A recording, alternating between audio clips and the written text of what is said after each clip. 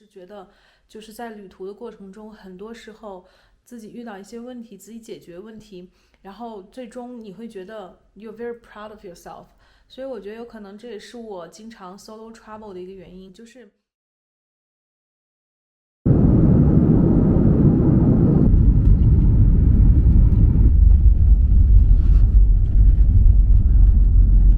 Hello，大家，我现在已经到了我的民宿，然后刚把东西放下，然后给大家做一个 room tour。床过来就是一个写字台。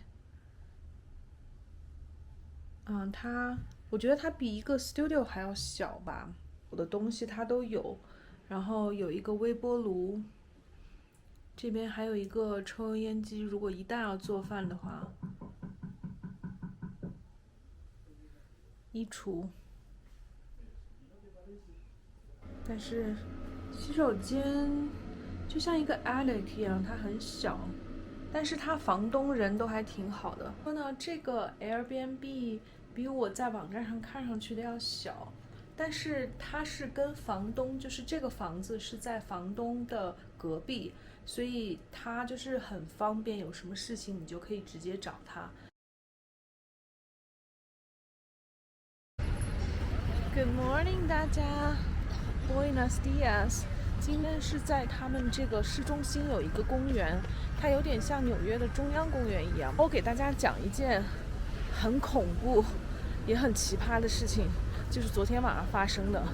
然后我昨天晚上吃完晚饭回到 Airbnb 以后，我就坐在那边，坐在床上，然后这个时候我就看到他那个靠近我那个洗手间的那个墙上就爬一个东西，你知道吗？然后一开始的时候我以为是一个小壁虎，然后我再看一下，因为我就盯着那个虫子一直在看嘛，然后我再看一下，发现它是一只巨大的蟑螂，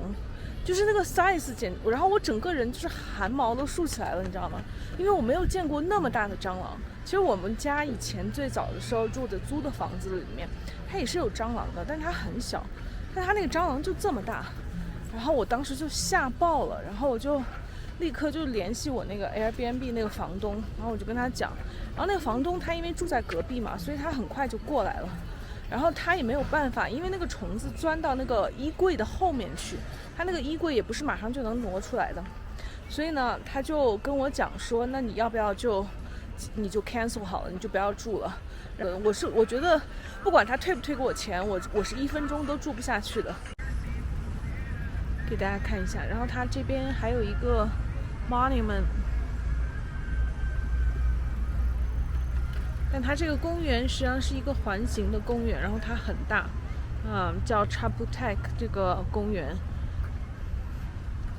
然后那个时候已经大概晚上8点多，快要9点了。然后我就想说，那我就马上看酒店吧，不行就订一个当天晚上的。然后这个时候那个房东他老婆他们俩都一起是 Airbnb 的 host 嘛，然后那个房东他老婆就跟我讲说，然后他们家就是还有一间卧室还挺大，他说问我要不要睡，他说你可以今天晚上就睡在这边，然后你明天早上起来再找，他说因为现在已经晚上也挺晚的了，你现在订就是有可能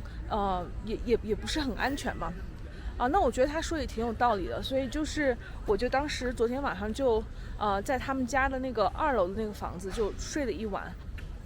真的是自己出来住这种房子，什么事情都会发生的。给我的教训吧，就是说我其实当时看到 Airbnb 的它的评价还是挺好的，但是我后来想想，它为什么评价那么高？它4.91分，而且它有300多个评论。然后我回去翻它这个评论，发现它这个评论大部分都是说它这个房东人非常 nice， 他那个房东人确实是非常好了，而且就他们也很好客，然后他们也很健谈，然后他们对你也非常照顾。但是问题是他那个房子确实是太差了，但有些东西吧，你就是在照片上你是看不出来的，他照片给你的是2维的，但你当真的自己到那个3维的那个，它的空间啊感受都是不一样的。我当时 check in 的时候，我就觉得那个房子有点给我的感觉有点怪怪的，因为它就是一个临街的，它好像是以前一个车库改装成的一个 studio， 然后它是一个临街的一个房子，然后那个房子就小也就算了吧，它确实是感觉离街特别的近，所以我在想是不是因为它离街特别的近，所以他那个街上，他那个蟑螂是从那个街上的下水道或者是哪一个管道里面钻进去的。然后那个房东就跟我说他，他们以前也发生过两三次，就别的 Airbnb 的住户也确实也发生过这个情况，我确实不是第一个。就在这种情况下，如果发生这种事情，你的房东他要是不理解你，然后他就觉得你小题大做什么的，那也很郁闷，对吧？而且有的时候不是钱的问题，就是你出来旅游，如果你遇上这样的事情，然后房东又怎么说呢，就是不是很照顾你，那么你肯定会觉得这个旅行就是你心情就一下会很差嘛，就很扫兴嘛。所以呀，这个就是我想要跟大家讲的昨天晚上的比较惊悚的一个故事。Hello，大家，我这边新住的这个 Airbnb，它现在终于让我 check in 了，因为现在已经2点多了。然后我这边想说的就是，我觉得我的这个就是昨天晚上 last minute 订的这个 Airbnb 不要比我之前那个好太多，就是之前的那个又黑又小，而且这个也比那个好像贵不了多少钱。是我觉得有的时候可能有些事情就是怎么说呢？就昨天晚上发生那件事情的时候，我的心情变得非常的差，特别是就是我一想到那个大蟑螂在那个房间里，然后我就觉得整个人就崩溃，你知道吗？然后又经历了去和房东又搞，然后昨天晚上又弄得基本上就没怎么睡，然后今天又来到这个房间，这个房间又非常的安静，然后很干净，然后我就觉得说，其实很多时候很多事情就是，当你经历了这些不好的事情的时候，可能它的最终的结果就是它的 outcome 可能并不是不好的。有的时候发生了一些不好的事情的时候，你积极的去应对，然后想办法，没准就是最后它的结果反倒是好的，而且反倒是比你一开始做的那个选择还要更好。当然，我说这些也不是就是想要装出一副哲学腔，我只是觉得就是在旅途的过程中，很多时候自己遇到一些问题，自己解决问题，然后最终你会觉得 you're very proud of yourself。所以我觉得有可能这也是我经常 solo travel 的一个原因，就是我觉得在 solo travel 的过程中确实可以学到很多东西，然后也会